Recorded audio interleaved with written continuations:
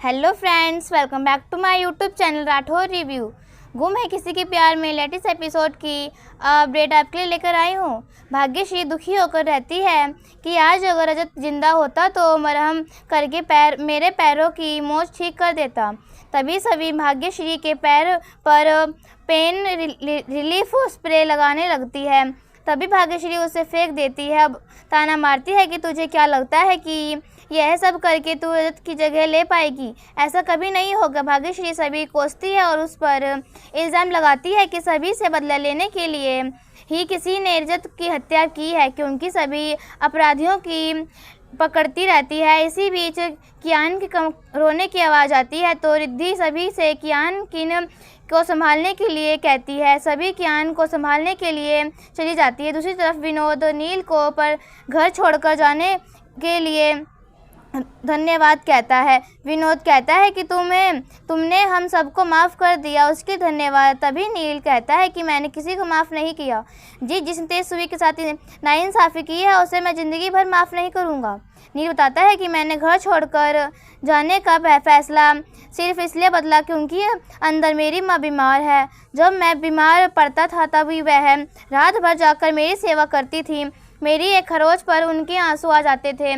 मेरे गुस्से कहे बबूले, मैं उनके प्यार का कर्ज भारी है, उसे चुकाने के लिए मैं इतनी बेइज्जती सहन कर के बावजूद भी इस घर में रहूँगा। जीतू नील को शिव पार्वती की मूर्ति देता है। नील वह लेकर चला जाता है। दूसरी तरफ सभी से पूछती है क्या आप ठीक हैं? सभी कहती है कि वह ठीक है। तभी भाग्यश्री की दर्द में आवाज़ आती है कि सभी फ़ोन करके उसके लिए हीटिंग पैड ऑर्डर करती है। सभी भाग्यश्री की बातों याद करती है और सोचती है कि कहीं मेरी वजह से ही रजत की हत्या नहीं हुई। मैंने अभी हाल में ह्यूमन ट्रैफिकिंग रिंग का पर्दाफाश किया है, किसी ने उसकी वजह से तो यह सब नहीं किया। दूसरी तरफ श्री चंदन गाना सुनते हुए पेडिक्योर करवा रहा होता है। तभी मारुति आता है और बताता है कि वह पैसों की वसूली करके आया है। तभी पेडिक्योर करने वाले लड़के से श्री चंदन की उंगली पर चोट लग जाती है। श्री चंदन उस आदमी पर गुस्सा करता है, उसकी गर्दन पर चाकू रख देता है। वह आदमी श्री चंदन से माफ़ी मांगता है। श्री चंदन उसे आगे से ध्यान रखने की चेतावनी देता है। इसके बाद मारुति पूछता है कि अगला टारगेट कौन है? श्री चंदन उसकी तरफ बंदूक तान देता है। मारू डर जाता है। तभी श्री चंदन गोली चला देता है और गोली सभी को फोटो पर जाकर लगती है। श्री चंदन बताता है कि अगर टारगेट सभी ठक्कर है। मारुति खुश होता है। श्री चंदन कहता है कि मांजरेकर से पता करो कि उसने डॉक्टर को काम पर लगाया है या नहीं। दूसरी तरफ नील तेजस्वी की यादों में खोया होता है और उसकी मौत से डर जाता है। दूसरी तरफ सभी रिद्धि को हीटिंग पैड देती है और कहती है कि भाग्यश्री को ना बताइए कि वह लेकर आई है। तभी सही आती है और घूमने जाने के लिए कहती है। सभी पूछती है कि वहाँ जाएंगे? सही कहती है यह सरप्राइज़ है। इसके बाद रिद्धि भाग्यश्री को हीटिंग पैड देती है। भाग्यश्री कहती है कि तुम्हारे यूएस जाने का बाद मेरा फैसला कौन रखेगा, मेरा ख्याल कौन रखेगा? रिद्धि कहती है कि सभी भाभी आपका ध्यान रखेंगी, उन्हें आपकी बहुत फिक्र है। आप उन्हें बेटी मानने का दावा करती थी लेकिन आपकी साबित कर दिया कि सास कभी माँ नहीं बन सकती। भाग्यश्री गुस्सा हो जाती है कि यह हीटिंग पैड क्या मुझे जलाने के लिए लेकर आई हो?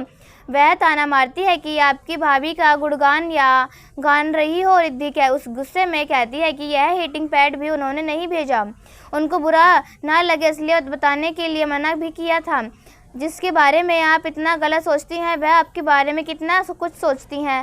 रिद्धि गुस्से में चली जाती है। इसके बाद भाग्यश्री रजत की फ़ोटो को देखकर कहती है कि जिस माँ का जवान बेटा गुजर जाए उसके मुँह से कड़वी बातें ही निकलेंगी। रिद्धि यूएस चली जाएगी। तारा की दवाई चल रही है और अगर सभी को कुछ हो गया तो मैं अकेले बच्चों को संभाल नहीं पाऊंगी, इसलिए मैं उस पर सख्ती रख रहूँगी। दूसरी तरफ सही सभी को एक रेस्टोरेंट ले जाती है। सही कहती है कि पापा भी हमें इसी जगह लेकर आते थे और आज मिट्टी पर और सवार होने वाला। सही बताती है कि पापा कहाँ रहते हैं। अगर गिरते हुए तारे को देखकर कोई मन्नत मांगो तो वह पूरी होती है। इसके बाद सही सभी का फ़ोन मांगती है और बताती है कि उसे पूंखी अंकल को कॉल करना है। वह नील को फ़ोन करती है। नील कहता है कि यह किसके फ़ोन से कॉल किया। सई कहती है कि उसकी मम्मा के फ़ोन से कॉल किया है। सई कहती है कि एक तारा गिर रहा है तो मन्नत मांगो। नील आसमान की ओर देखता है और मुस्कुरा देता है। फिर सई फ़ोन सवी को पकड़ा देती है और नील बात करता है। सवी कहती है कि मैं सई की माँ बोल रही हूँ। सई को बचाने के लिए शुक्रिया। नील जवाब देता है कि आपकी बेटी बहुत प्यारी है, उसकी वजह से मैं भी मुस्कुराने लगा हूँ। सवी पूछती है कि आपका असली नाम क्या है, लेकिन तभी बादल गरजते और सवी को यह ले जाती है। नील याद करता है कि बादल गरजने से तेज सवी डर कर उसके गले लग गई थी। दिलचस्प बात यह है कि सवी और नील दोनों उसी रेस्टोरेंट में होते हैं, लेकिन एक दूसरे को देख नहीं पाते। नील आसमान में देखकर विश मांगता है कि जीते जी मैं तेज सवी के लिए कुछ नहीं कर सका, लेकिन उसके जाने के बाद मैं उसे न्याय दिला सकूं। कुछ ऐसा हो जिससे मुझे तेज सवी के कातिल का पता लग जाए। इधर सवी भी यही सोचती है कि उसे रजत के कातिल का पता लग जाए। सही मन ही मन प्रार्थना करती है कि सभी की ज़िंदगी में कोई ऐसा इंसान आए जो उसे वैसे ही खुशियां दे जैसे पूंखी अंकल ने उसे दी हैं। इसके बाद सही घर पे माइक लेकर सबको कहती है कि रिद्धि सबको लिविंग रूम में बुला रही है। तभी श्री चंदन भी वहां पहुंचता है। सभी उसे देखकर चौंकती है, पूछती है कि आप अचानक यहाँ क्यों आए हैं। श्री चंदन जवाब देता है कि रिद्धि ने मुझे बुलाया है। तभी सभी लोग वहां आते हैं। श्री चंदन भाग्यश्री की चोट देखता है और कहता है कि आप अपना ख्याल नहीं रखती। भाग्यश्री दुखी होकर कहती है कि ख्याल रखने वाला तो चला गया। इसके बाद चंदन सभी को उसकी गिरवी रखी हुई ज्वेलरी लौटा देता है, जिससे अपने रिद्धि की एडमिशन फीस भरने के लिए दिया था। सभी लेने से मना कर देती है। रिद्धि चंदन कहता है कि यह तुम्हारा श्रीधन है, मैं इसे नहीं रख सकता। रिद्धि भी चंदन की बात से सहमत होती है और कहती है कि यह गहने